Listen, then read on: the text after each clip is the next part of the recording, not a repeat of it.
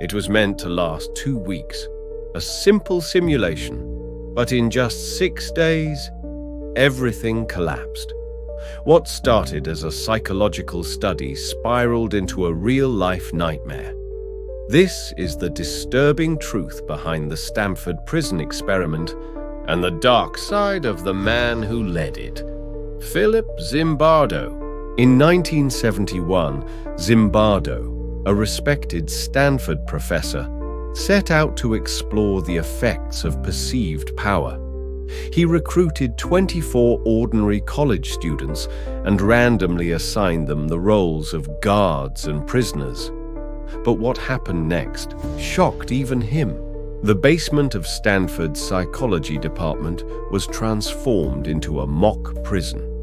The guards were given uniforms, sunglasses, and total authority. The prisoners, stripped of identity, names replaced with numbers. From day 1, things began to unravel. By day 2, rebellion.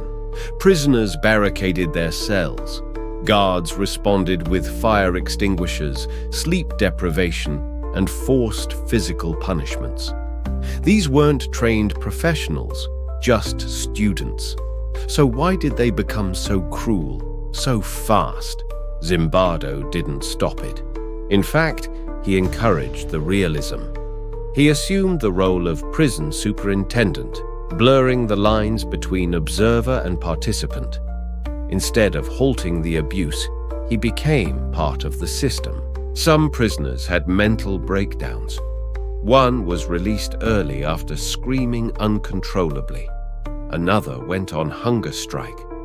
The guards grew more inventive in their cruelty, forcing push-ups, humiliation rituals, psychological torture.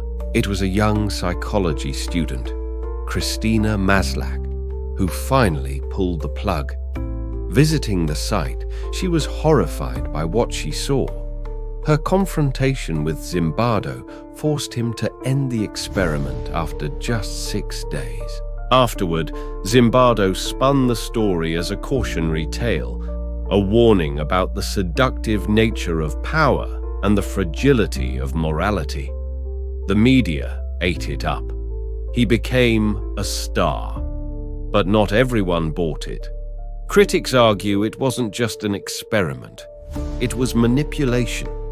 Zimbardo's hands weren't clean. He allowed abuse, blurred ethics, and failed to protect his subjects. Was he studying evil or enabling it? Years later, Zimbardo would defend himself, saying the experiment revealed dark truths about obedience. But leaked tapes and transcripts tell another story, one where the cruelty was nudged, encouraged, and at times directed. Other researchers tried to replicate the study. None reached the same level of intensity. Some suspect Zimbardo pushed participants beyond their roles to manufacture results. He didn't just observe the descent into madness, he built the staircase. In recent years, the experiment has become a cautionary tale, not about human nature, but about flawed science, ego, and the power of narrative. Zimbardo's fame was built on suffering, and the world cheered while it happened. What does the Stanford Prison Experiment really teach us? That evil is ordinary, that power corrupts, or that, when given permission, people will play monsters, especially if someone like Zimbardo is directing the scene. Today, psychology textbooks still praise the study, but many survivors never spoke publicly again. Their trauma, forgotten. Their pain, footnotes in academic fame. What we remember isn't the cost, it's the spectacle. This wasn't just an experiment, it was a mirror, and what it showed us was terrifying. Buried files, stories the world tried to bury. Subscribe, like, and comment.